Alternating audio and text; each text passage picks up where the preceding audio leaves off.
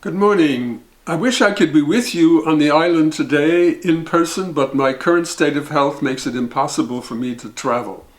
I'm speaking to you from my home in San Francisco, sitting across the dining room table from my wife, who is managing the lights, microphone, and camera. First of all, I have to say that I'm overwhelmed and humbled by the honor the ACL board has shown me, an honor that should be shared by the colleagues and students that I've been lucky enough to have around me this past decade and a half while I've been engaged in the FrameNet project at the International Computer Science Institute in Berkeley.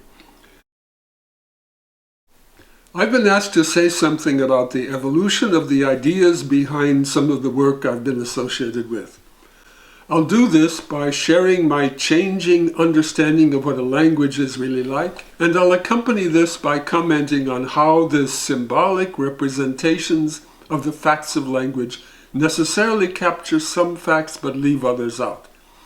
By that I include the language's writing system at one end, and at the other end, the symbolic ways in which linguists represent the grammatical structure of a sentence or the meaning of a word or of a sentence. And in the process, for the entertainment of the younger members of the audience, I'll be revealing something of the changes in the technologies available for linguistic studies over the past 6 or 7 decades. The three recurring themes then are theory, representation, and technology. As I am sure the ACL board knows, I have never been a direct participant in efforts at language engineering, but I have been a witness to, a good neighbor of, and an indirect participant in some parts of it, and I am pleased to learn that the resources my colleagues and I have been building over these past years appear to have been found useful.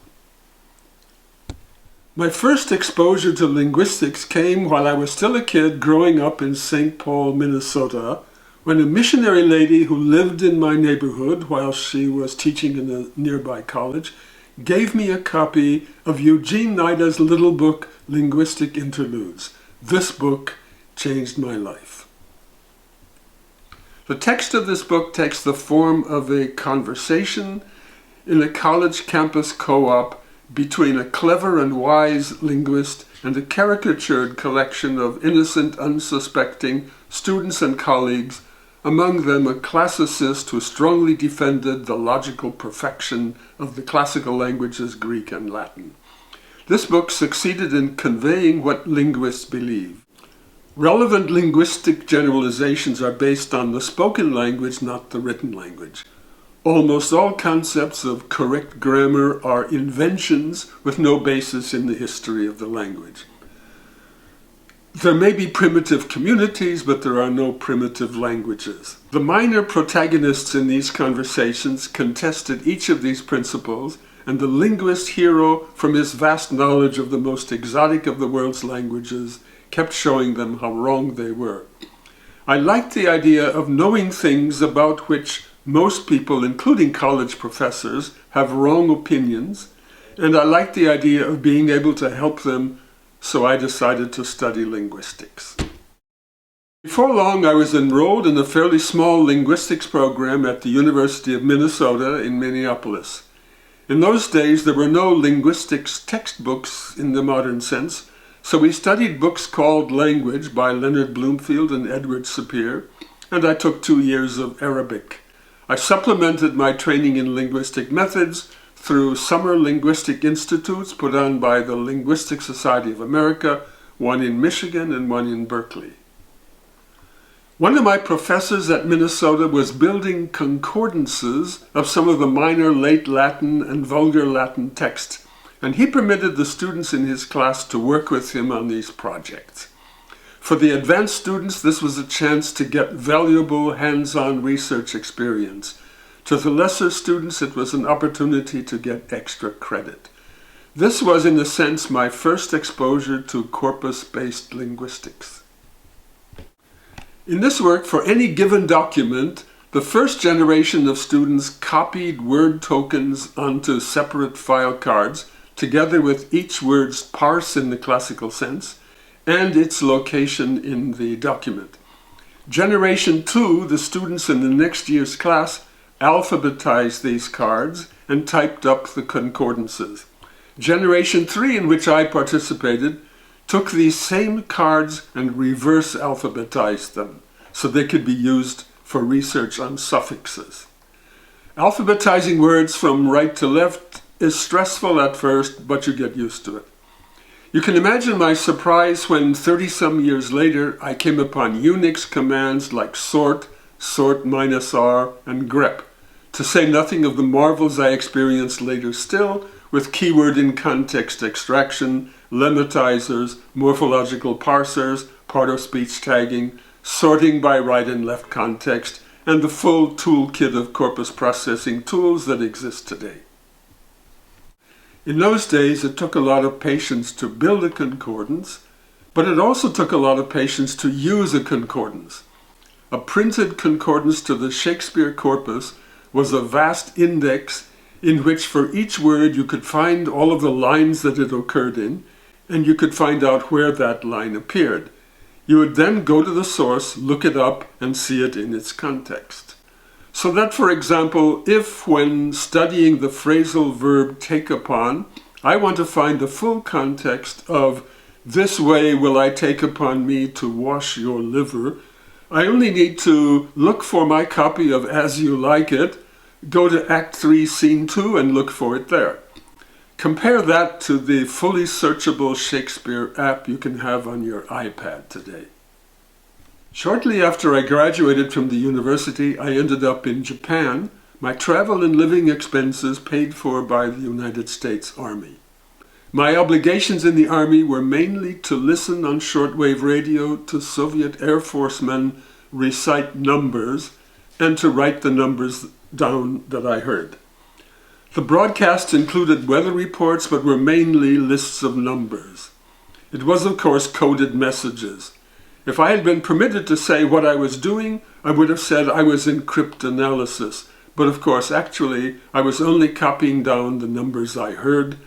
Somebody smart thousands of miles away was figuring out what they meant. The limited demands on my time and intellect allowed me to wander around in Kyoto in my spare time with notebooks and dictionaries to try to learn something about Japanese. The linguistic methods I had learned back home stopped at morphology, the structure of words. I hadn't had any training in ways of representing the structure of a sentence, but I worked out a do-it-yourself style of sentence diagrams for both Japanese and English, and I was fascinated when I found the occasional sentence in Japanese which could be translated into English word by going from the end to the beginning. When it was time to be discharged from the Army, I believed wrongly that I was close to mastering the language and I wanted to stay another year or two. I managed to get a local discharge. As a civilian in Japan, I supported myself by teaching English. With 2 other visiting Americans, I was permitted to work at Kyoto University with the endlessly kind and patient Professor Endo Yoshimoto. Professor Endo was the author of the main school grammar of Japanese, and with him my fellow students and I stumbled through old texts and became acquainted with the categories and terminology of the Japanese grammatical tradition. Studying Japanese brought me to one issue in representation, and this has to do with the kana syllabary. One of the themes in this talk is the reality that it's not possible to represent in a writing system, in a parse, or in a grammar every aspect of a language. So for a given representation system, it's important to know what is on display and what is missing. Studying Japanese brought me to one issue in representation, and this has to do with the kana syllabary.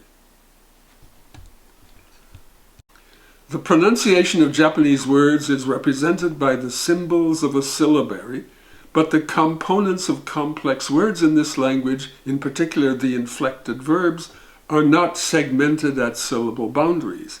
Some verbs have consonant final stems followed by vowel initial suffixes, but this fact is not apparent in the written language. In this slide, the colored symbols represent syllables that contain morpheme boundaries. The top 2 are the plain and polite ways to say moves. The third is does not move, and the bottom example is can move. The second symbol that you see in each of those lines conceals the end of the verb stem and the beginning of the suffix. The written form of a language should not prevent you from discovering its boundaries. While living in Japan, I had been keeping track of linguistics goings-on back home, and I had heard that one of the best graduate programs for linguistics was at the University of Michigan in Ann Arbor. So when I finally came back to the States, that's where I went. There was a movement in linguistics in those days toward making linguistics more scientific by designing so-called discovery procedures for linguistic analysis. And I wanted to participate in that work. I had noticed that there were alternative phonemic analyses for both English and Japanese that resulted in different actual numbers of consonants and vowels. If there's no consistent way to do phonemic analysis, how can we compare different languages with each other, or even be confident in answering a simple question like, how many vowels does this language have? I resolved to help design the correct discovery procedure for phonemic analysis, founded on the distribution of phonetic primes. For that purpose, I studied phonetics in the linguistics department and in the communication science program, practical phonetics for field linguistics, acoustics, phonetics, and physiological phonetics in the laboratory. The basic textbooks in beginning linguistics classes at Michigan were typically presented as step-by-step procedures for going from data to units, so this movement was well supported there in Michigan. Kenneth Pike's phonemics textbook even had the subtitle, A Technique for Reducing Language to Writing. During those years, I worked part-time on a Russian-English machine translation project with Andreas Koutsudas. I met a number of MT researchers, and I participated in a memorable interview with Yehoshua Bar Hillel. Some of you will remember the outcome of the nationwide tour that included this visit. Eventually, it became necessary to take on syntax. Sentences were spoken of as having a horizontal and a vertical dimension. In its horizontal aspect, a sentence could be seen as a sequence of positions.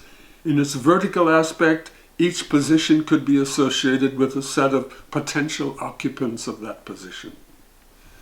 The scene in the linguistics area in Michigan at mid-century had Charles Fillmore in the English department constructing a grammar of English that was liberated from traditional notions of nouns, verbs, and adjectives, counting on distributional facts to discover the relevant word classes.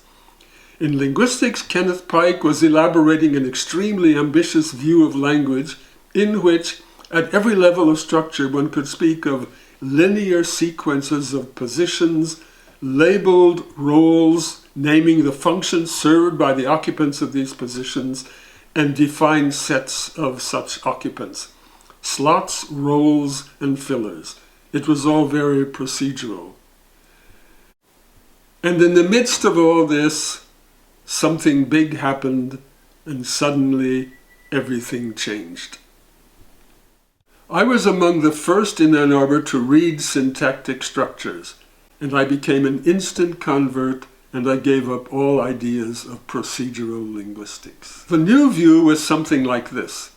The grammar of sentences is more than a set of linear structures separately learned.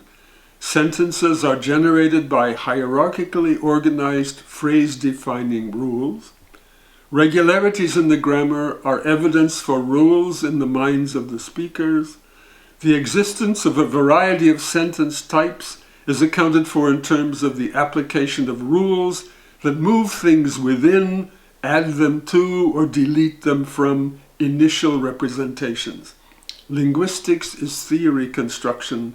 There is no procedural way to learn how language is structured. The Chomskyan view flourished.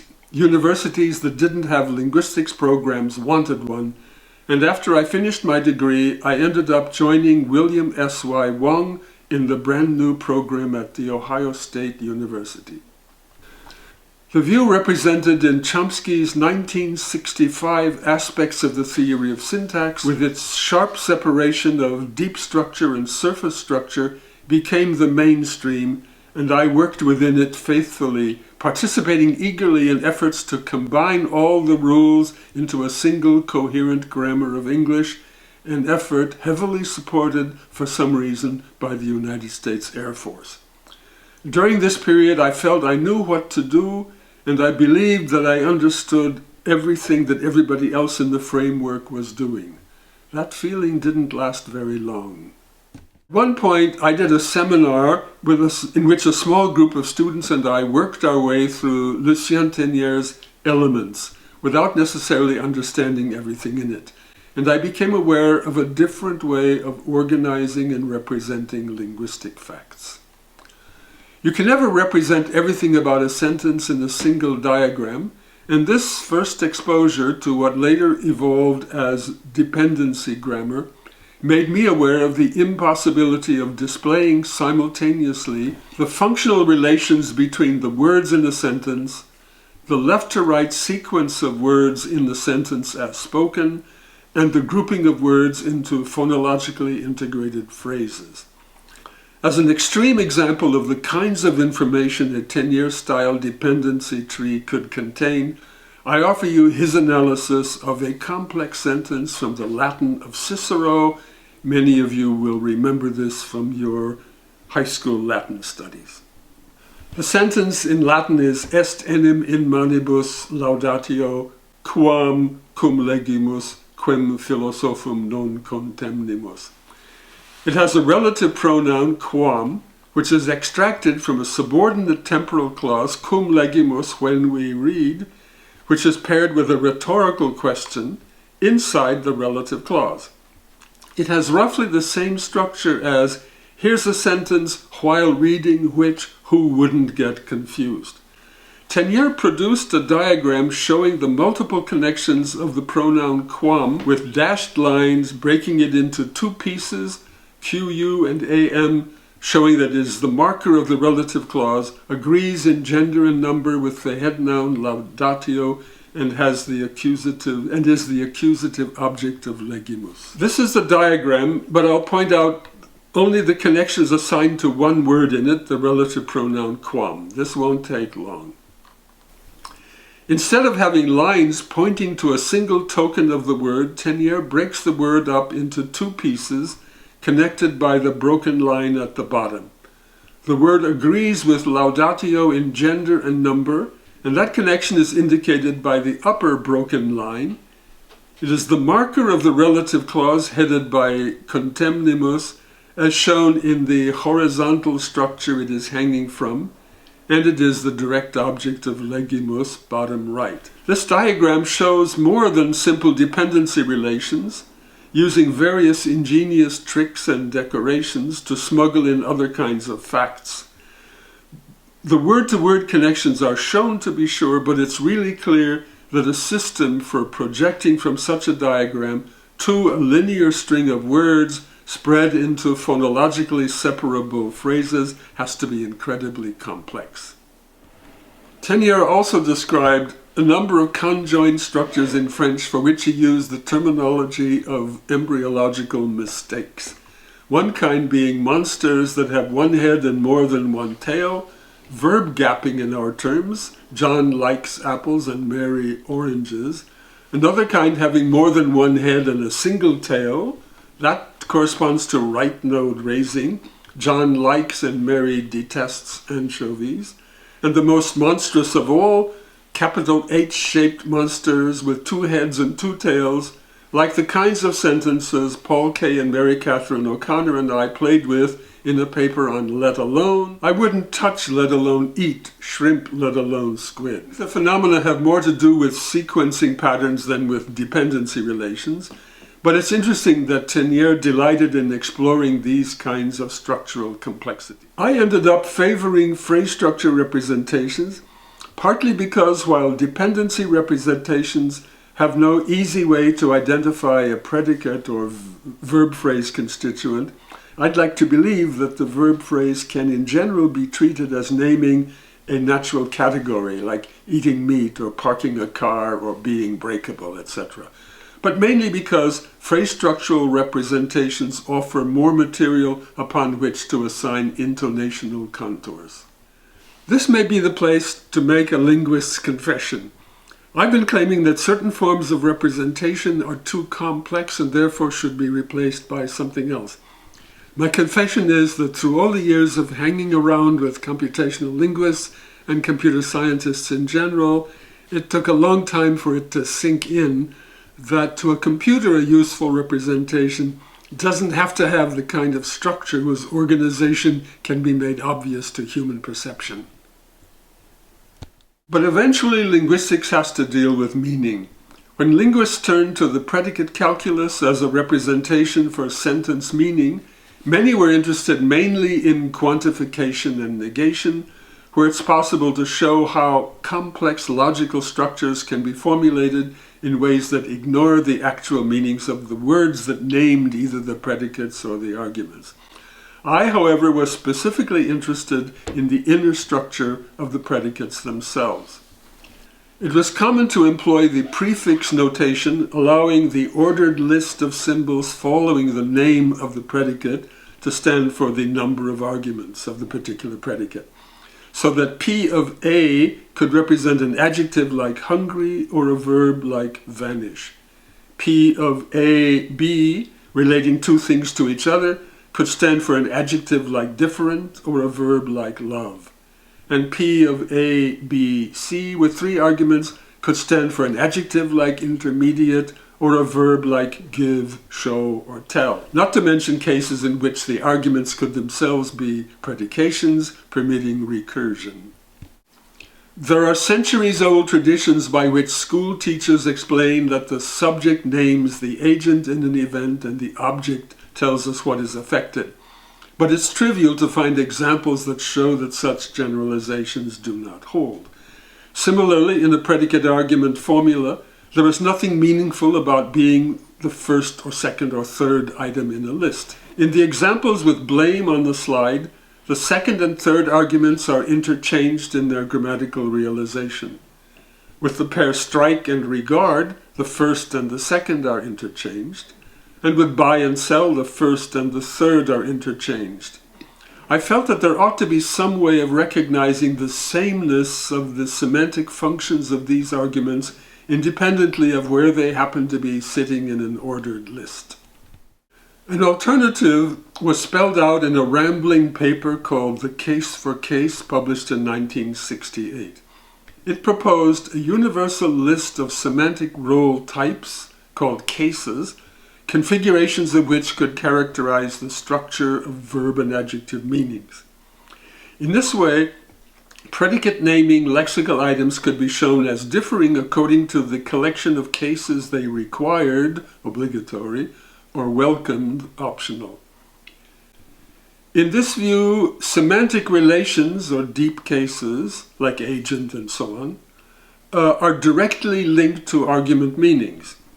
So in a certain sentence, John is the agent, Mary is the recipient, and a rose is the transmitted object. John gave Mary a rose.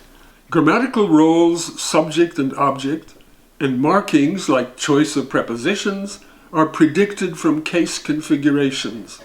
So the agent could be the subject, the object could be the grammatical object, and the recipient could be introduced with the preposition to. Generalizations in this system are formulated in terms of specific named cases for which a hierarchy is defined. The list of cases is universal and finite. The variable valences, valence is a term from Tenière, of a verb can be explained in terms of the cases available to it. The starting examples used in this discussion were with the verb open. Agent, instrument, object is a hierarchy illustrated with open with the following examples. If there is only the object, it becomes the subject, so we say the door opened. If there is an agent in addition to an object, then the agent becomes the subject, I opened the door. If there is an instrument and no agent, Then the instrument outranks the object, so it becomes the subject. The key opens the door. But if there is an agent and an instrument and an object, the agent becomes the subject, the object becomes the grammatical object, and the instrument is indicated with the preposition with. I opened the door with the key. The occupants of nuclear slots, subject and object, are determined by the hierarchy. The rest are marked by prepositions, as long as we're only talking about NP arguments. There was a time when case grammar, so-called, was very popular, and partly because of that, I eventually ended up in Berkeley, California, and soon participated in the vibrant cognitive science program there.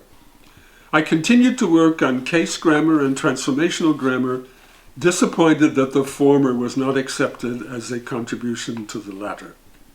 Gradually, case grammar evolved into frame semantics. Given lists of cases, it became possible to define situation types as assemblies of these.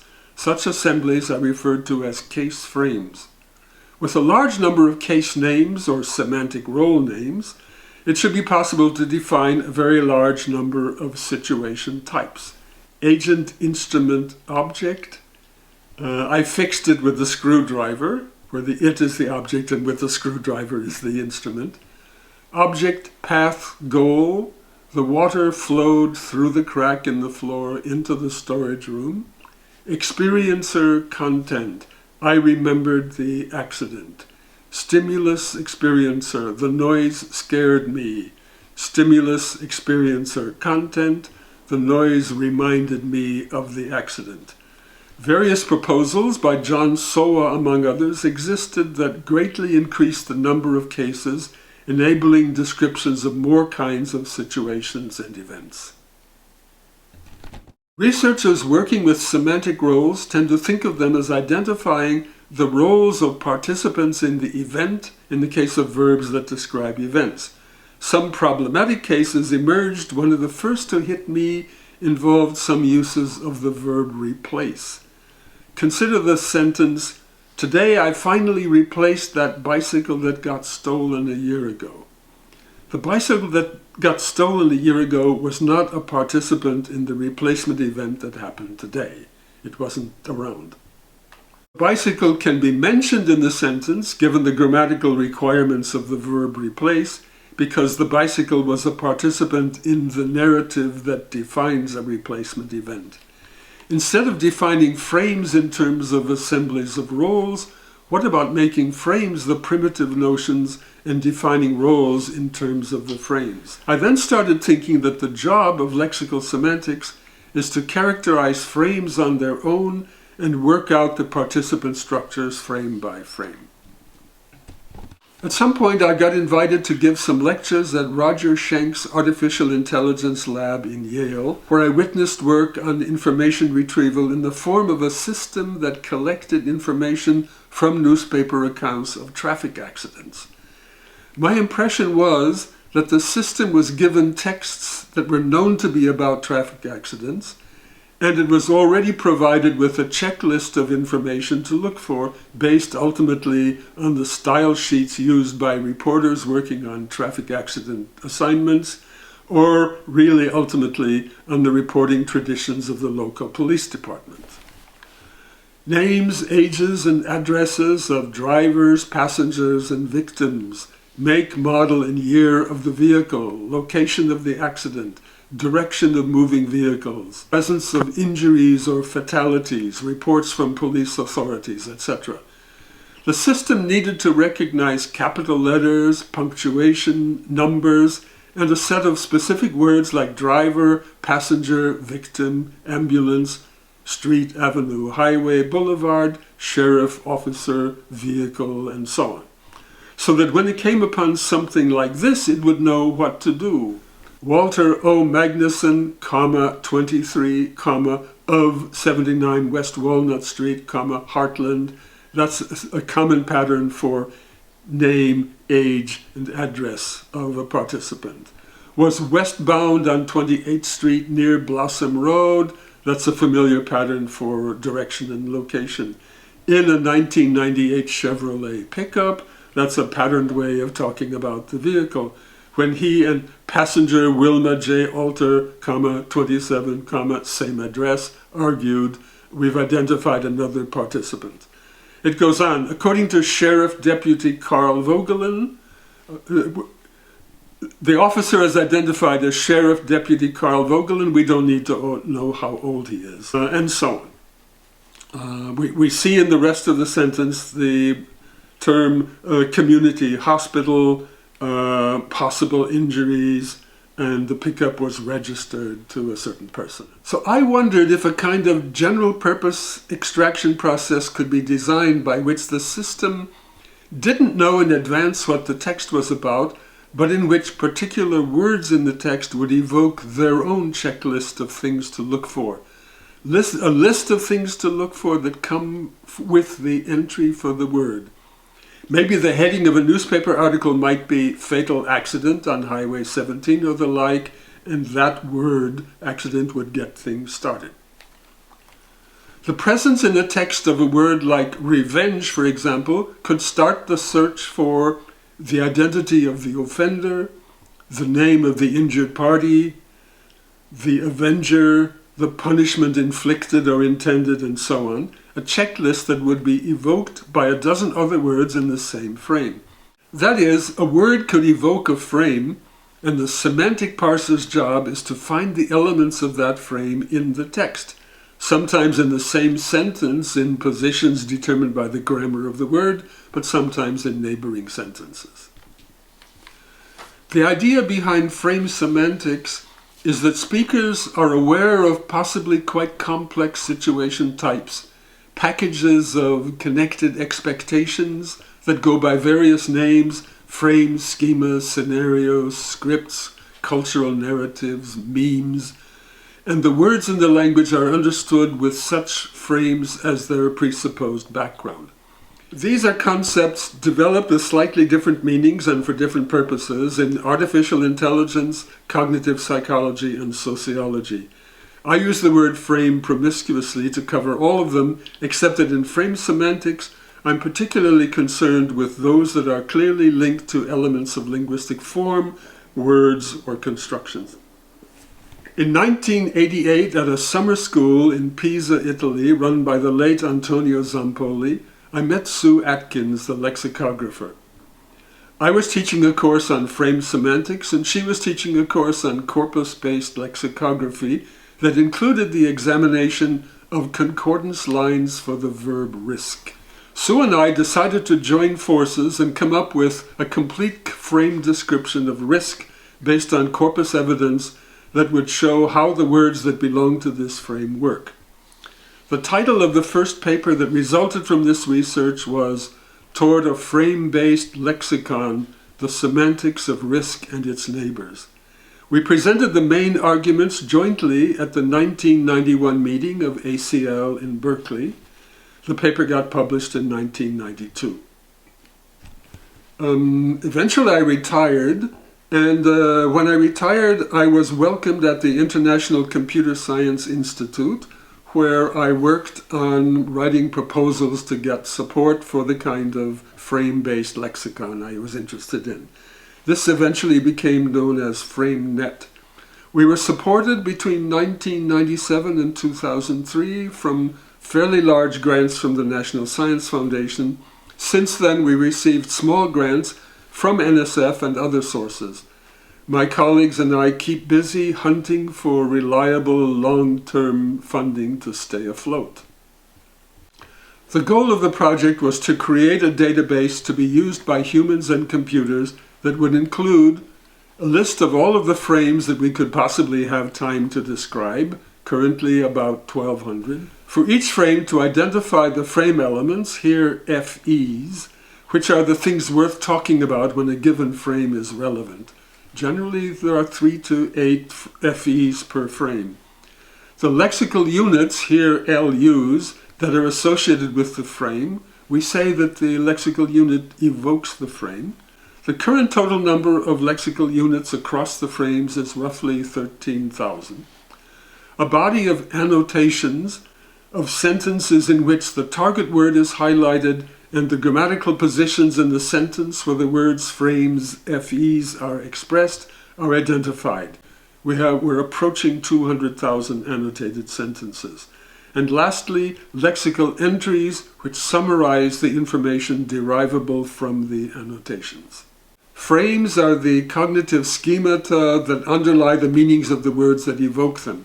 Here is a partial list taken from the alphabetical list of frames, including compliance, compatibility, competition, complaining, etc., including compliance. Lexical units are tied to the frames that they evoke. Here are the first few and the last few lexical units connected with compliance. Abide, adhere, adherence, breach the noun, breach the verb, and ending with transgress the verb, transgression the noun, violate the verb, violation the noun. Frame elements are roughly the things that are worth talking about when a frame is relevant. Their names are introduced in the frame description and assign colors to separate them from each other. The compliance frame concerns acts and states of affairs for which protagonists are responsible and which either follow or violate some set of rules or norms. Sentences selected from the FrameNet corpus are annotated for individual LUs to show how the FEs or frame elements are syntactically rendered. The subjects in the following sentences represent different compliance FEs. The wiring in this room is in violation of the building code. The wiring in this room then stands for the state of affairs. You have broken the rules. You is the protagonist. My action was in compliance with the school's traditions. My action is the act. Going back over these, we see that the building code, the rules, and the school's traditions are the phrases in these sentences that stand for the norms. Lexical entries summarize the mappings of individual FEs, LU by LU. For example, for the frame element norm in the frame compliance, we find with the verb complies, it complies with X. With breach, we say is in breach of. With violate, the norm is simply the direct object, violates X. With conform, we choose the preposition to, conforms to X. With abide, you choose the preposition by, abides by the norm. With adhere, again, you choose the preposition to, adheres to X. The frames don't occur in simply a flat list, but they are organized in a network. And the frames linked in the network are linked by relations of inheritance, part of, presupposes, and so on. This slide gives us a glimpse of the frame network in which compliance is at the center. We see that it's connected with social behavior evaluation and various other things. In recent years, we've added to the FrameNet database something we call the Constructicon, which is a list of grammatical constructions, descriptions of their components, and descriptions of the properties and functions of the phrases or constituents that they license. Some members of the team are participants in a movement called construction grammar, supporting a view of grammar as a collection of constructions where each construction constitutes a way of assembling the meanings of the components into a semantic whole, not obviously predictable by familiar principles from the meanings of the parts. The collection includes special constructions like the ones that license the bigger they come, the harder they fall, or rate expressions like 20 miles an hour, or unusual symmetric relation expressions like I am friends with the president, but also major constructions with semantic import, such as conditional sentences, exclamations, a large variety of coordinating constructions, and comparative constructions. The constructions bring frames of their own, and the analysis task is to integrate the information from the words with those contributed by the constructions. The Constructicon is linked to a set of sentences annotated according to the properties of the construction being analyzed. Professor Hiroaki Sato of Senshu University in Japan has designed a temporary tool for viewing the constructional information.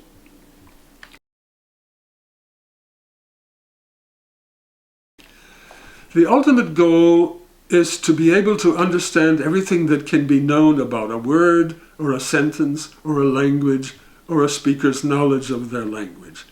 This goal can never be achieved, but one keeps trying piece by piece. In the syntactic end, I am hoping that the conceptual tools available in sign-based construction grammar spearheaded by Ivan Sag will enable a great deal of progress in that direction. I recently came upon in my notes a program from the 1988 Pisa Institute that showed that I was on a panel one evening addressing the question, what would a linguist like to find in the dictionary of 2001? I don't remember what I said, but I think that if everything could work the way we planned it, and if the project ever gets the funds to complete the job, the ICSI FrameNet database of 2020 will stand a chance of being close to that ideal dictionary of 2001. I want to thank the ACL board once again for this recognition, and I especially want to thank the conference participants for listening to this. Thank you.